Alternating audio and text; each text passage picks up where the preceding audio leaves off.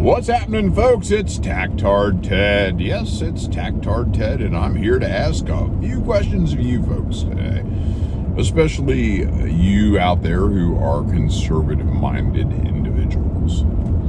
I think it's time that some of you folks start asking yourselves what you think. And I'm not being an attack dog. I'm not. I'm conservatively minded, libertarian/conservative. I don't have to be full in on anything. But folks, I want you to start thinking about what it is you believe. Did you believe that COVID, that everything you were being told by the government about the jab, about the mask, about how COVID was going to kill everybody, did you believe that was real? Did you believe that everything you heard from the government about that was real? Did you believe everything about Russian collusion and Donald Trump? Did you believe that was real? Did you believe January 6th was an insurrection aimed at the heart of taking out our democracy? Did you believe that? Do you think that's real? Do you support Joe Biden? Would you support Joe Biden in something that would desperately help Joe Biden? And if you answered that you didn't believe these things were true, then why are you falling for what's currently going on in the media about a war on the other side of the planet? Honestly, I'm interested in this. I believe in small government. I believe in having the government out of my way. I also believe that the rest of the world is not our responsibility.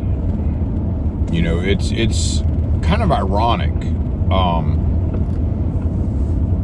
We don't mind intervening other places in the world. And I'm guilty, dude. Absolutely. I was all in for Afghanistan. I was all in for that because I was angry. I was angry about the Twin Towers. I was angry about all that. And I wanted to see bin Laden removed from the planet. So we invaded a country who never officially attacked us because the Taliban government did not attack us. It's ironic that we have turned and gave that government back. What that's telling me is that I was wrong. It's telling me that I was all in for a war, sending the best young men in this country, who are the military, sending them to a foreign spot to fight and die. And in the end, we pulled out with almost nothing achieved. No real regime change because the Taliban was back in control. Bin Laden supposedly is now at the bottom of the ocean, has fed fish, and now is a pile of bones, unless there's some sort of microbic nonsense that's eating the bones at the bottom of the ocean. So I guess what I'm asking is, what do we think? What do we believe anymore? Are we still going to support wars just for the sake of having wars? I mean, that really isn't how these wars are sold to us, but that's how it becomes. And I'm really, really irritated. I'll be honest, guys. I was a soldier in the Cold War. I used to teach Warsaw Pact weapons and equipment to people. Absolute believer in Reagan. Absolute. No doubt in my mind that we did the right thing back then. I do remember being told repeatedly, our problem isn't the Russians, our problem is communism. Communism is bad. Communism is evil. Communism deprives people of their rights. Communism's the problem. Okay, communism's the problem. Believe it. All in. Still believe it to this day, by the way. You're going to be hard-pressed to teach me that communism is not an evil form of government. I was always told the problem was with communism, not the Russians. So in 1991, on my birthday, well, that's disputable. I guess it was on the 25th. But by the time our news got around to reporting it, it was the 26th, which was my birthday. They ripped down the flag from the Kremlin and put up the new tricolor of the Russian Federation, which wasn't a new flag. It was the Tsar's old flag, for anybody that knows history.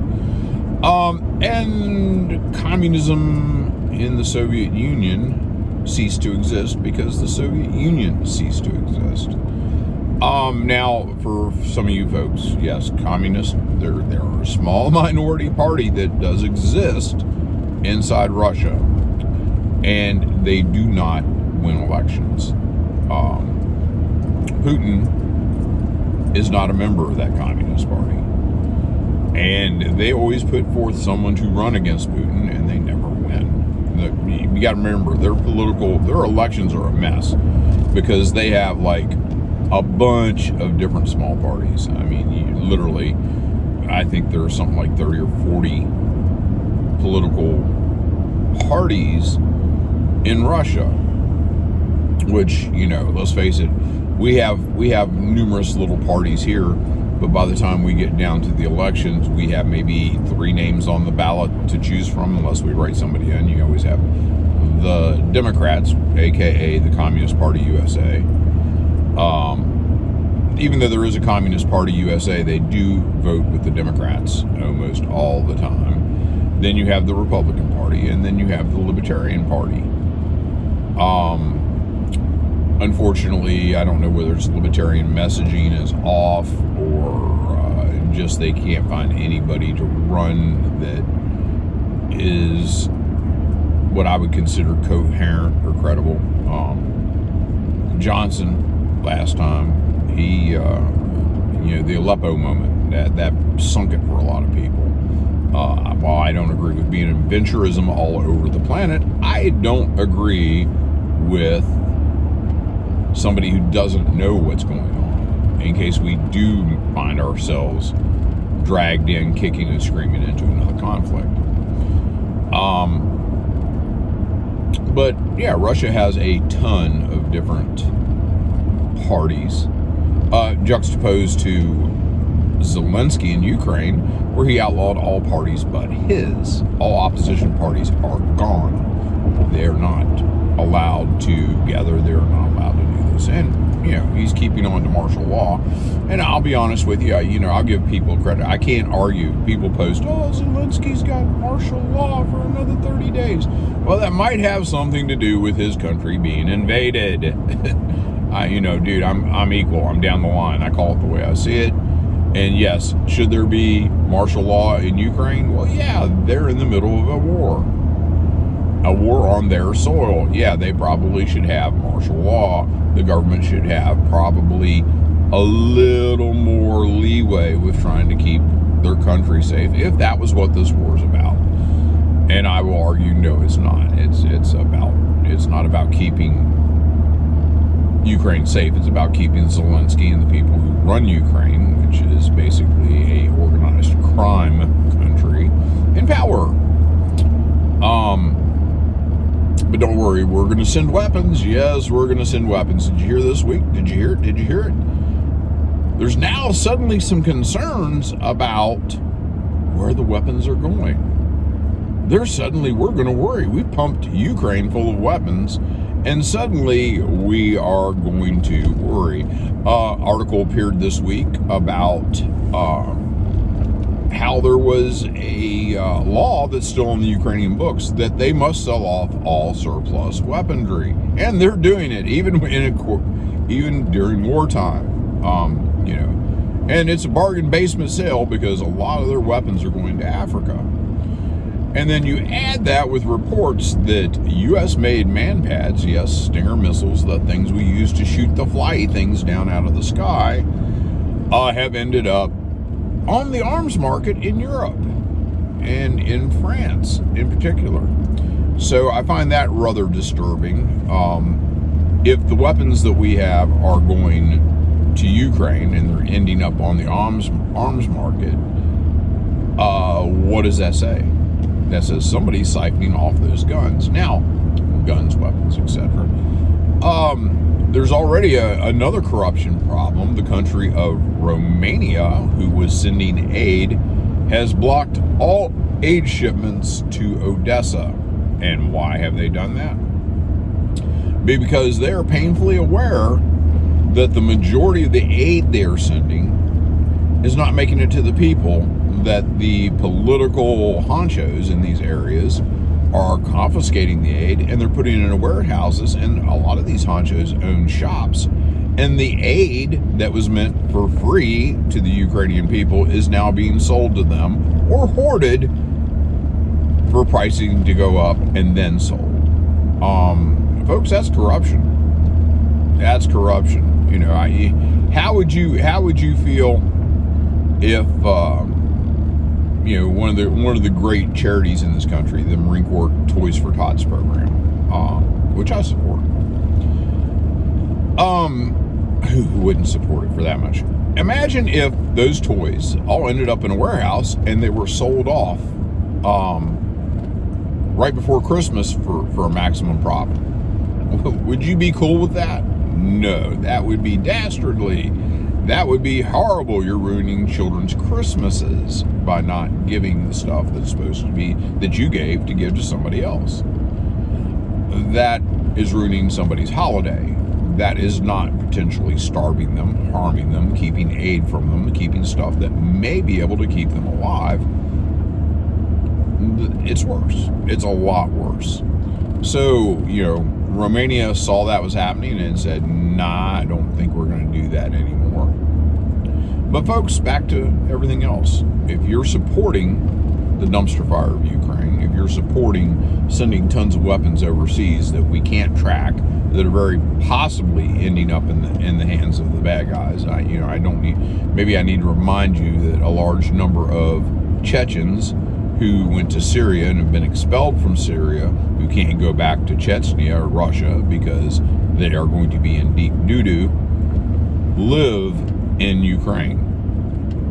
And this is nothing new. There are articles several years back explaining this.